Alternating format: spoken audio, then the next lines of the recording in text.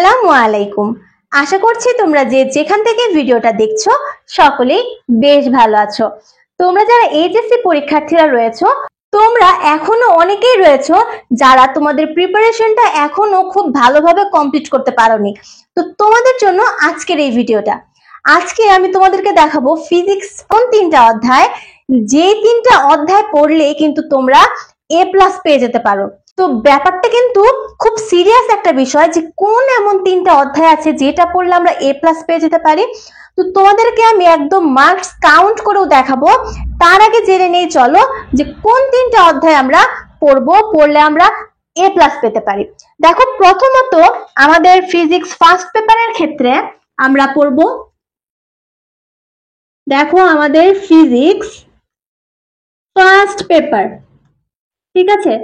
Physics first পেপারের ক্ষেত্রে আমরা প্রথমে তোমাদের সব থেকে প্রিয় একটা অধ্যায় রয়েছে, যে অধ্যায়টা তোমরা একদম ইন্টারমিডিয়েট স্টার্ট করার সাথে সাথে পড়ো। সেই অধ্যায়টা কি বলতো? সেই অধ্যায়টা রয়েছে আমাদের ভেক্টর। 1 নাম্বার হচ্ছে আমাদের ভেক্টর। তোমাদের সকলেরই কিন্তু অনেক প্রিয় একটা চ্যাপ্টার ভেক্টর। তো এই একটা অধ্যায় থেকে আমরা একটা সৃজনশীল কমন পাবো, এবং এই সৃজনশীলটা আসলে আমাদের কিভাবে কমন পাবো এবং কোন কোন টপিক গুলো পড়বো সেগুলো নিয়ে আলোচনা করব। দ্বিতীয় নম্বরে আমরা যে অধ্যায়টা পড়বো সেটা হচ্ছে আমাদের, আমি একটু সিরিয়াল ব্রেক করে আগাই যাতে তোমাদের বুঝতে সুবিধা হয়, পদার্থের গাঠনিক ধর্ম। পদার্থের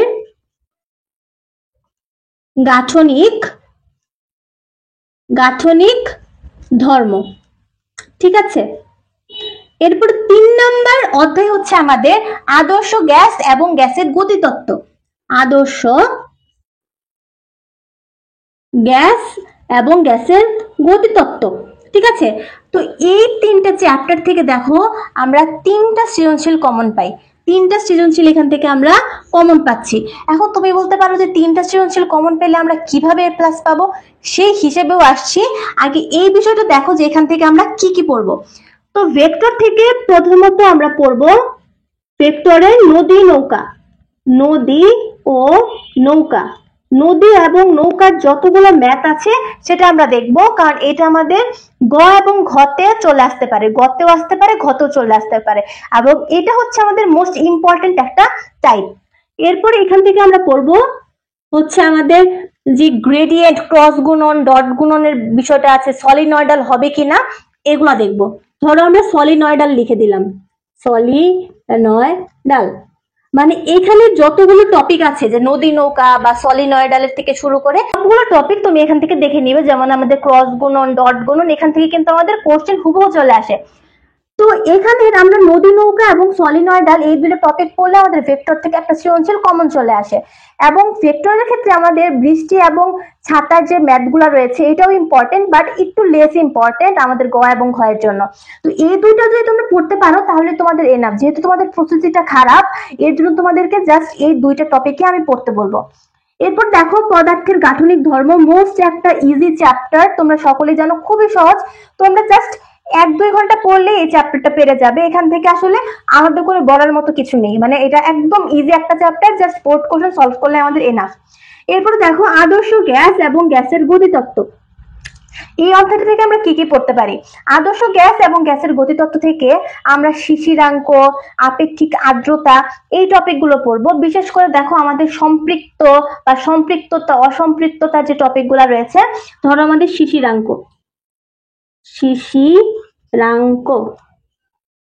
শিশিরাঙ্কর যে ম্যাথ গুলা রয়েছে সেই টপিক গুলা পড়বো আমরা। তারপরে আমরা দেখবো এখান থেকে আপেক্ষিক আর্দ্রতা রিলেটেড যতগুলো ম্যাথ রয়েছে, ঠিক আছে। আপেক্ষিক আর্দ্রতা, তো যেমন ধরো যে আমাদের আপেক্ষিক আর্দ্রতার কেমন কোশ্চেন আসতে পারে। ধরো তোমাকে শিশিরাঙ্ক নির্ণয় করতে বলা হতে পারে, তোমাকে সরাসরি আপেক্ষিক আর্দ্রতা নির্ণয় করতে বলা হতে পারে, কিংবা ধরো বললো যে তোমার রংপুর এবং ঢাকা, একটা উদ্দীপক দেওয়া থাকলো, বললো যে রংপুর এবং ঢাকার কোন জায়গার কাপড় তাড়াতাড়ি শুকাবে, ঠিক আছে, এরকম কোশ্চেন দেওয়া থাকতে পারে। কিংবা বলতে পারে যে জলীয় বাষ্পটা ঘরে বা বাইরে কোথায় বেশি হবে, কোথায় বেশি তাড়াতাড়ি আসবে, এরকম কোশ্চেন আসতে পারে। মানে একদম ইজি 2-3টা টপিক পড়লেই তোমরা এই চ্যাপ্টারটা কমপ্লিট করতে পারবে। জাস্ট তোমার এখন কি প্রয়োজন, তোমার বোর্ড কোশ্চেন গুলো সলভ করা। বিগত বছরের বোর্ড কোশ্চেন গুলো যদি সলভ করো তাহলে কিন্তু তোমার এখানে হয়ে যাচ্ছে। তো বুঝতেই পারছো যে আমার কিন্তু এখানে খুব ছোট ছোট কয়েকটা বিষয়, ভেক্টর থেকে আমরা নদী, নৌকা, সলিনয়েডাল, ডট গুণন, ক্রস গুণনের বিষয়টা পড়বো। পদার্থের গাঠনিক ধর্ম থেকে জাস্ট আমরা কিছু বেসিক ক্লিয়ার থাকলে আমাদের জন্য যথেষ্ট, বেসিক ক্লিয়ার থাকলে যথেষ্ট। আর আদর্শ গ্যাসের ক্ষেত্রে আমরা শিশিরাঙ্ক আর আপেক্ষিক আর্দ্রতার টপিক গুলা পড়বো। তো এখান থেকে আমরা 3টা সৃজনশীল কমন পেলাম। এখন তোমাদের যাদের এই 3টা সৃজনশীল তোমরা এই 3টাতে ভালো করে পারো, বেকআপ হিসাবে আরো কিছু রাখতে চাও, তাদের জন্য আমি বলবো আমাদের মোস্ট ইম্পর্টেন্ট এবং একটা সহজ অধ্যায় হচ্ছে আমাদের কাজ, শক্তি এবং ক্ষমতা। কাজ, শক্তি, ক্ষমতা, এই চ্যাপ্টারটা কিন্তু আমাদের অনেক ইজি, খুবই ইজি একটা চ্যাপ্টার। হ্যাঁ, তো এই ইজি চ্যাপ্টারটার মধ্যে কিন্তু আমাদের অনেক বেশি টপিকও নেই। যা তুমি এখানে কোয়ারিলেটেড ম্যাথ গুলা করবে, সাথে হচ্ছে শক্তির সংরক্ষণশীলতা, শক্তির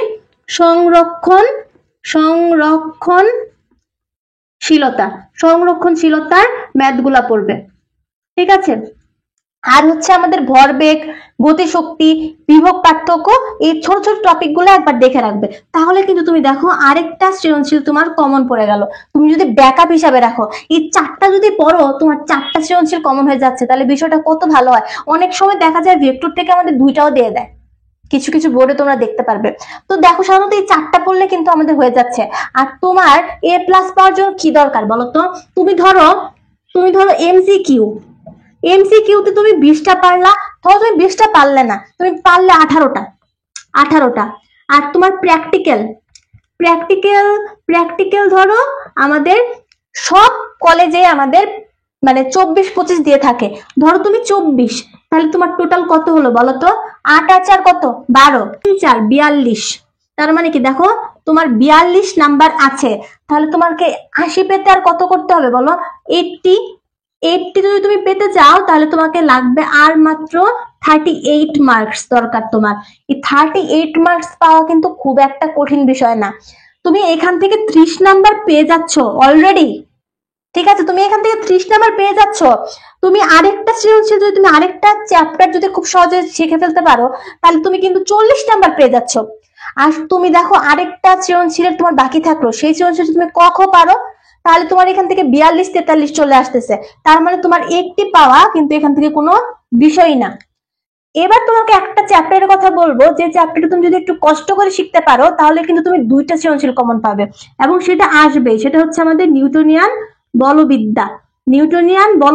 তোমরা এই চ্যাপ্টারটা একটু বড়, এর জন্য তোমরা ভাবো যে আসলে অনেক কঠিন, বিষয়টা কিন্তু সেরকম না। চ্যাপ্টারটা ইজি আছে, জাস্ট তোমাকে কিছু স্পেসিফিক টপিক দেখতে হবে। যেমন দেখো আমাদের ব্যাংকিং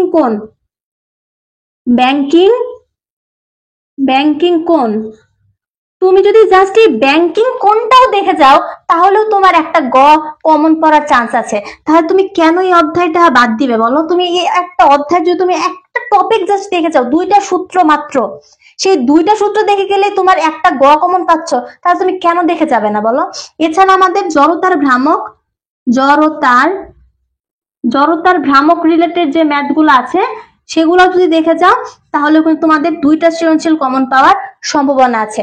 এছাড়া তুমি যদি বেশি পড়তে চাও এক্সট্রা, যে না আমার এই সবগুলো পড়া আছে, আমি আরেকটু কনফিডেন্স বুস্ট আপ করার জন্য, তাহলে তুমি এখান থেকে সুতার টান এই টপিকটাও কিন্তু পড়তে পারো। টান বলের যে কনসেপ্টটা রয়েছে, তাহলে বুঝতেই পারছো যে আমার জন্য কিন্তু আসলে A+ পাওয়াটা খুব একটা টাফ না।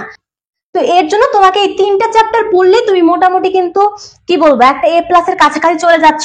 আর এখানে আমি এমসিকিউ 18টা ধরেছি, তুমি ইজিলি 20টা পেয়ে যাবে যদি তুমি বোর্ড কোশ্চেন গুলো একটু সলভ করো।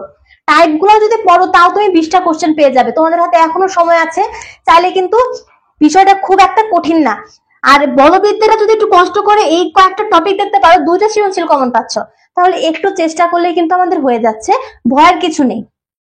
ঠিক আছে, আর তোমাদের যাদের প্রিপারেশন খুবই খারাপ তোমরা এই 3টা চ্যাপ্টার টার্গেট করো, সাথে কাজ, শক্তি, ক্ষমতা রাখতে পারো, কারণ এই অধ্যায়টা ইজির ভিতর থেকে আমরা একটা ভালো একটা মার্কস গেইন করতে পারি। প্রথমেই আছে আমাদের নিউক্লিয়ার পদার্থবিজ্ঞান। এই অধ্যায়টা কিন্তু তোমরা সকলেই জানো, অনেক ইজি একটা চ্যাপ্টার, জাস্ট কয়েকটা টপিক পড়লেই হয়ে যায়, এবং আমি তোমাদেরকে বলেও দিব যে কোন টপিকগুলো তোমাদের পড়তে হবে। নিউক্লিয়ার পদার্থ বিজ্ঞান, ঠিক আছে। এরপরে হচ্ছে আমাদের আধুনিক পদার্থবিজ্ঞান। নিউক্লিয়ার পদার্থবিজ্ঞান, আধুনিক পদার্থবিজ্ঞান। এই অধ্যায়টাতেও কিন্তু আমাদের খুব বেশি একটা টপিক নেই, খুবই একটা ইজি একটা চ্যাপ্টার। আর তৃতীয়তে আমরা পড়ব ভৌত আলোক বিজ্ঞান। ভৌত আলোক বিজ্ঞান। তো এই তিনটা অধ্যায় পড়লেই কিন্তু মোটামুটি আমাদের একটা ভালো মার্কস গেইন করা পসিবল। এখন আমি তোমাদেরকে বলবো যে এই তিনটা অধ্যায় থেকে আমরা কোন কোন টপিক পড়বো এবং কোন কোন টপিক থেকে আমাদের কোর্স। তো দেখো, ফার্স্টেই রয়েছে আমাদের নিউক্লিয়ার পদার্থবিজ্ঞান। এখান থেকে আমরা তিনটা মাত্র টপিক পড়বো। একটা হচ্ছে আমাদের যে বিভিন্ন ধরনের মডেল রয়েছে, বিভিন্ন ধরনের, যেমন আমাদের রাদারফোর্ডের মডেল এবং ধরো বোরের মডেল, এই মডেলগুলো সম্পর্কে আমরা জানবো, যেটা আমরা 9-10 থেকে কিন্তু শিখে এসেছি। এরপরে রয়েছে আমাদের তেজস্ক্রিয়তা, তেজস্ক্রিয়তা, এবং লাস্ট এবং ফাইনালে আমরা পড়বো ভর ত্রুটি। ভর ত্রুটি। তো এখান থেকে আমরা মাত্র এই তিনটা টপিক পড়বো। এই তিনটা টপিকের ভিতরে যদি আমাকে বলতে পারো কোনটা মোস্ট ইম্পর্টেন্ট, তাহলে আমি তোমাদেরকে বলবো তেজস্ক্রিয়তা। এই তেজস্ক্রিয়তা থেকে আমাদের কোশ্চেন একটা আসবে, সাথে আমাদের ভর ত্রুটি, খুব গুরুত্বপূর্ণ। জাস্ট কয়েকটা ম্যাথ সলভ করলেই তোমরা কিন্তু এই অধ্যায়টা পেরে যাবে। এর জন্য তোমাকে অবশ্যই তোমাকে টেস্ট পেপার সলভ করতে হবে প্রচুর পরিমাণে, বোর্ড কোশ্চেন সহ। বিশেষ করে তোমাদের যে অর্ধ আয়ু এবং গড় আয়ুর যে বিষয়টা আছে, কনসেপ্টটা রয়েছে, সেই কনসেপ্ট থেকে কিন্তু আমাদের বেশি ম্যাথ চলে আসে। তো তোমরা অবশ্যই সেই জিনিসটা দেখবে, অর্ধ আয়ু এবং গড় আয়ুর যে বেসিক রয়েছে। এরপর দেখো, আমরা আধুনিক পদার্থবিজ্ঞান থেকে মাত্র দুইটা টপিক দেখব। একটা হচ্ছে আমাদের আপেক্ষিকতা, আপেক্ষিকতা, আপেক্ষিকতা, আর দ্বিতীয় নাম্বারটা হচ্ছে আলোক তড়িৎ ক্রিয়া। আলোক তড়িৎ ক্রিয়া, আলোক তড়িৎ ক্রিয়া।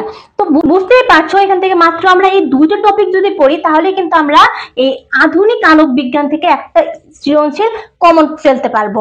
এর জন্য আমাকে প্রচুর পরিমাণে প্র্যাকটিস করতে হবে বোর্ড কোশ্চেন গুলো। এরপর দেখো, আমাদের ভৌত আলোক বিজ্ঞান থেকেও আমরা মাত্র দুইটা টপিক পড়বো। একটা হচ্ছে আমাদের ব্যতিচার, ব্যতিচার, এবং দুই নাম্বারটা হচ্ছে আমাদের অপবর্তন, অপবর্তন। তো এখান থেকে মাত্র আমরা এই দুটো টপিক পড়বো, ব্যতিচার এবং অপবর্তন। তো বুঝতেই পারছো, আমাদের এই তিনটা অধ্যায় পড়লেই কিন্তু আমরা খুব ভালো একটা নাম্বার গেইন করতে পারি, এমনকি আমরা A+-এরও কাছে চলে যেতে পারি। এর জন্য তোমাকে অবশ্যই এই জিনিসটা মাথায় রাখতে হবে। এরপরে দেখো, আমরা যাদের এই অধ্যায়গুলো পারি এবং ব্যাকআপ হিসাবে আরেকটু কিছু রাখতে চাই, তাদের জন্য কন্ডাক্টর, সেমি কন্ডাক্টর অধ্যায়টা রাখতে। এখান থেকে আমি বেশি কিছু পড়তে বলবো না, জাস্ট তোমরা আইসিটির যে অংশটা পড়ে এসেছো, বিভিন্ন ধরনের গেট থেকে শুরু করে সেই আইসিটির বিষয়গুলো তোমরা পড়বে। তাহলেই আমরা এই অধ্যায় থেকে কিন্তু ভাগ্য ভালো থাকলে পুরো একটা সৃজনশীল কমন ফেলতে পারি। তাহলে তোমরা অবশ্যই সেমিকন্ডাক্টরের আইসিটির পার্টটুকু দেখে যাবে। এরপরে আরো একটা অধ্যায় আছে, যে অধ্যায় থেকে তোমরা দুইটা সৃজনশীল কমন ফেলতে পারো, সেটা কিন্তু খুব গুরুত্বপূর্ণ একটা অধ্যায়। এটা তোমরা ব্যাকআপ হিসেবে রাখতে পারো, 3 স্টার একটা অধ্যায় বলা চলে। সেটা হচ্ছে আমাদের তাপ গতিবিদ্যা, তাপগতিবিদ্যা, ঠিক আছে। এই তাপগতিবিদ্যা থেকে আমরা কিন্তু কয়েকটা টপিক পড়লেই দুইটা সৃজনশীল কমন পেতে পারি। হচ্ছে আমাদের এনট্রপি, এনট্রপি। দুই হচ্ছে আমাদের কর্ম দক্ষতা, এবং 3 হচ্ছে আমাদের কার্ণচক্র, কার্ণচক্র। দেখো, মাত্র 3টা টপিক পড়লেই কিন্তু আমরা এখান থেকে দুইটা সৃজনশীল এনশিওর করতে পারি। তাহলে বুঝতেই পারছো, এই 3টা অধ্যায়ের পাশাপাশি তুমি যদি একটা তাপগতিবিদ্যাও পড়ো, তাহলে কিন্তু তুমি দুইটা সৃজনশীল কমন ফেলতে পারছো। তার মানে কি, তুমি A+-এর থেকে আরো অনেক নাম্বার পেয়ে যাচ্ছ। তো বুঝতেই পারছো যে আমাদের জন্য এই সাজেশনটা কত বেশি ইম্পর্টেন্ট, এবং তোমরা এই কয়েকটা জিনিস পড়লেই কিন্তু A+ পেয়ে যাবে ইনশাল্লাহ। তো আশা করি তোমাদের ভিডিওটা ভালো লেগেছে। যদি আর কোনো কোশ্চেন থেকে থাকে তাহলে অবশ্যই কমেন্ট করতে ভুলে যেও না। তোমাদের সকলের কমেন্টের অ্যান্সার দেওয়ার চেষ্টা করব। তোমাদের পরীক্ষা খুব ভালো হবে ইনশাল্লাহ, সেই দোয়াই করছি। তো আজকে এই পর্যন্তই, দেখা হবে ইনশাল্লাহ পরবর্তী কোনো ভিডিওতে। সেই পর্যন্ত তোমরা সকলে সুস্থ থাকো, ভালো থাকো। আসসালামু আলাইকুম।